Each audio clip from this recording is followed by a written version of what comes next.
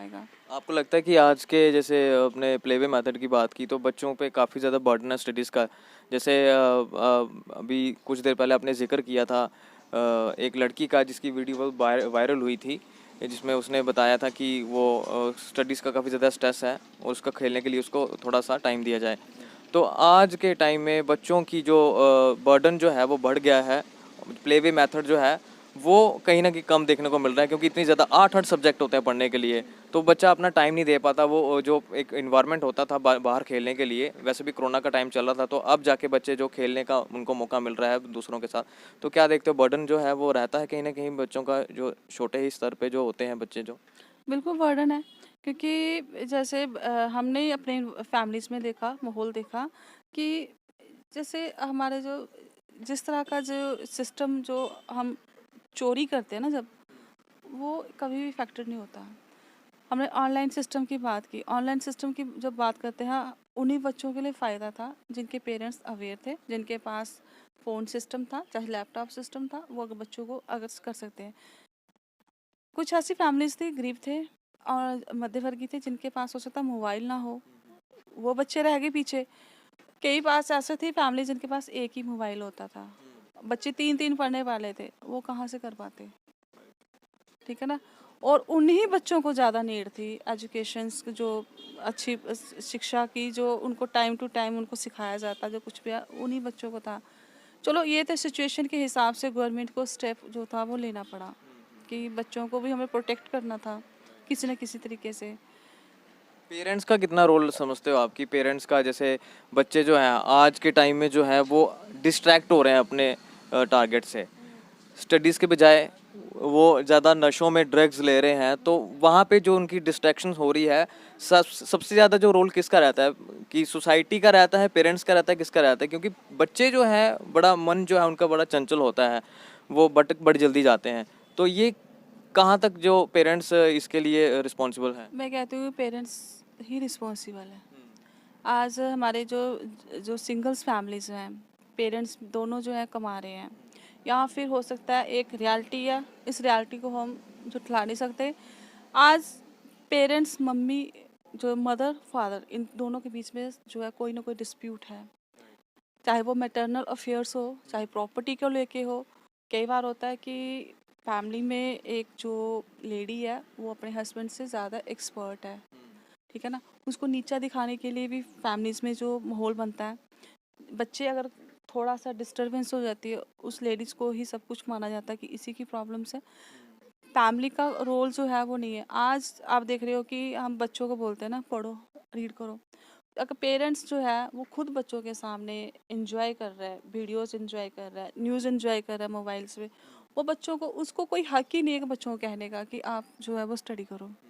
उसको कोई हक ही नहीं है कि वो करें, क्योंकि वो खुद कहते हैं ना कि रोल ऑफ मॉडल जो होता है, अगर पेरेंट्स रोल ऑफ मॉडल जो है वो नहीं है, तो उनके बच्चे ज़्यादा बिगड़ते हैं।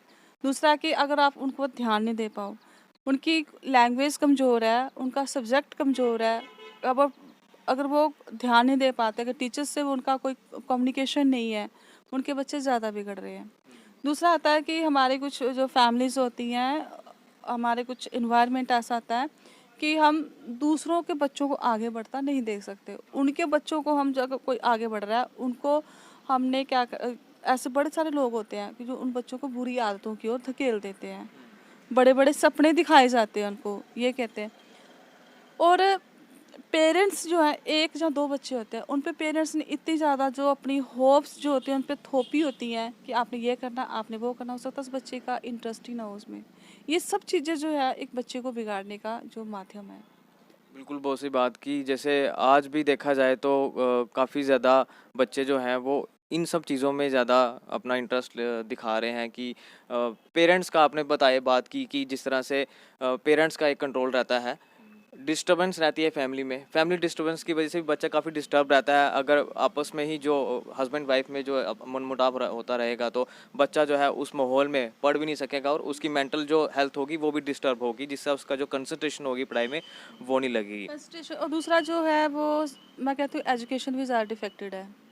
एजुकेशन है कि जो बच्चे मतलब कि अपने अडल्ट में आने वाले हैं, उनकी एजुकेशन जो है वो उसका सुधार होना चाहिए।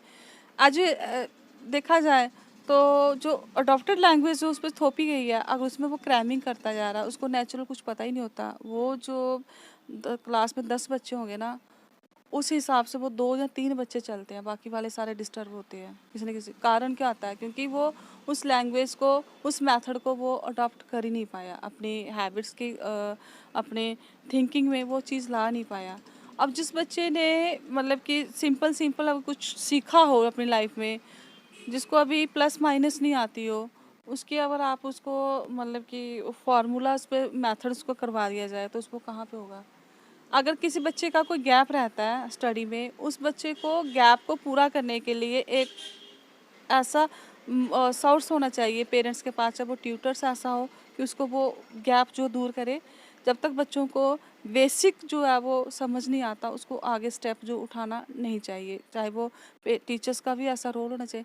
लेकिन आजकल जो है सिस्टम जो ऐसा बन गया है कि एक जो है बच्चे को इतना टाइम नहीं मिलता, बर्डन पढ़ाई का इतना ज़्यादा है कि वो उस कम्प्ली जो जिसका जो रह जाता है ना पार्ट जो एजुकेशन का अधूरा, उसको कंप्लीट करने का टाइम जो है वो उसको नहीं मिल पाता है।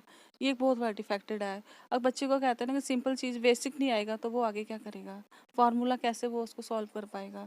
और लैंग्वेज है, जब तक उसको सिंपल लैंग्वेज का पता ही नहीं है, अगर चलो ठीक है लैंग्वेज को भी उसको करना है, लेकिन उसका ट्रांसलेशन पार्ट ही उसका वीक होगा, उसको पता ही नहीं होगा कि इसका मीनिंग क्या है, उसको क्राइम करता जा रहा है। तो ये भी एक एजुकेट डिफेक्टेड है।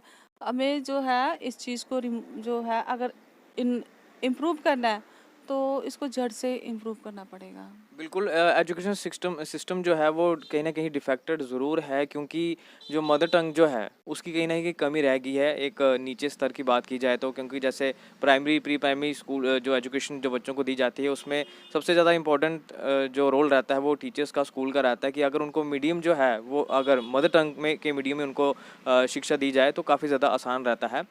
तो आज बाल दिवस है, तो बाल दिवस के ऊपर बच्चों के लिए खासकर जो हमें सुन रहे हैं, जो घर बैठ के ये देख रहे हैं, और पेरेंट्स के लिए क्या मैसेज दोगे आप जो अपने आज के टाइम में अपने जो टारगेट से थोड़ा डिस्ट्रैक्ट हो गए हैं, उनके लिए आप क्या मैसेज रहेगा, खासकर पेरेंट्स के लिए भी?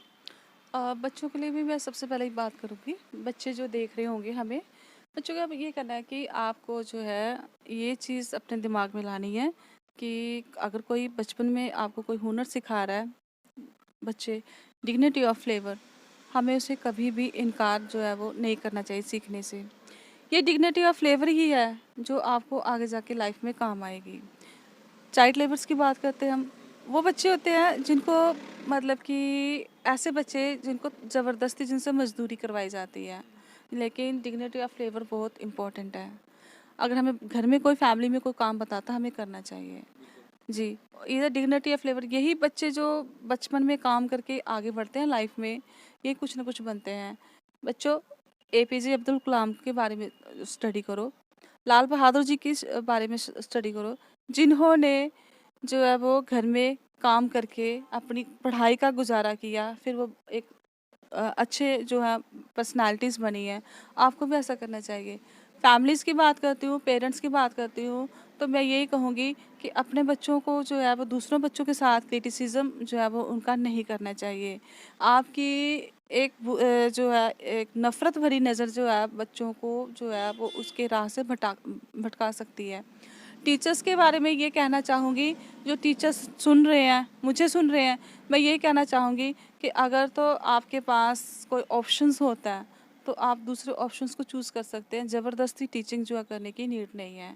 अगर कोई ज़बरदस्ती टीचिंग में आ ही गया तो उसको सबसे पहले अपनी साइकोलॉजी को चेंज करना है। अगर हम ईमानदारी से अगर हम काम करेंगे तो तभी लगता है मुझे बहुत ज़्यादा सोसाइटी में सुधार हो सकता है। और एक सिक्योरिटी, हम गर्ल्स की बात करें, सिक्योरिटी ये बहुत नीड है आज के टाइम में, क्योंकि अगर सिक्योरिटी होगी बहुत मतलब कि काफ़ी हद तक जो है वो बच्चे अच्छे रहेंगे। आज गवर्नमेंट्स ने पास्को एक्ट लाया सोसाइटी में हमारे, इससे क्या होता है जो बच्चे क्रिमिनल्स होते हैं उनको सुधरने का मौका दिया जाता है, एक इन्वायरमेंट उसके बेस पे लाया जाता है कि वो बच्चे जो है वो अपने आप को सुधार सकें। तो इन चीज़ों को जो है अभी और भी इम्प्रूवमेंट करने की नीड है, क्योंकि हमें जो है बच्चों को भी एक ऐसा माहौल देना है और सोसाइटी जो है उसको भी एक अच्छा माहौल जो वो क्रिएट करके देना है। कहते हैं ना कि विकसित समाज तभी हो सकता है अगर हम विकसित अपनी सोच को रखें, दूसरों को देख के जलने की बजाय हम अपना रास्ता जो खुद तैयार करें, अपने बच्चों को जो है वो सही दिशा दें। जी, तभी हो सकता है कि ये चेंजेस हो सकती हैं सोसाइटी में। चलिए बहुत बहुत शुक्रिया हमसे बात करने के लिए। तो ये थे मैडम सरोज, इन्होंने बहुत अच्छी बातें की हमसे, बच्चों के रिलेटेड उन्होंने काफ़ी ज़्यादा अच्छी अच्छी बातें कही। जैसे इन्होंने कहा कि क्रिटिसिज्म जो नहीं होना चाहिए पेरेंट्स के अंदर, जैसे कुछ पेरेंट्स होते हैं वो क्रिटिसिज्म उनके अंदर आ जाता है, बच्चों को क्रिटिसिज्म देते हैं वहाँ पे कि आपका जो आपका फ्रेंड जो है वो आपसे आगे निकल गया, आप पीछे रह गए, तो ये चीज़ें नहीं होनी चाहिए। बाकी जो टीचर्स जो हैं उनके लिए भी बहुत अच्छा मैसेज दिया उन्होंने कि टीचिंग करियर अगर आपने चुनना है तो एज अ पार्ट टाइम ना चुनिए उसको, अगर आप इंटरेस्टेड हो, अगर आप पैशनेट हो तो ही आप टीचिंग प्रोफेशन में जाइए। बाकी पेरेंट्स का, सोसाइटी का भी बहुत ज़्यादा रोल रहता है बच्चों को सुधारने में। जो बच्चा बिगड़ जाता है, सुधारने का एक मौका उसको देना चाहिए ताकि वो अपनी जो उसकी गलती है उसको सुधार सके और फिर से वो जो अपनी नई जो लाइफ जो है, न्यू लाइफ जो है वो उसको स्टार्ट कर सके।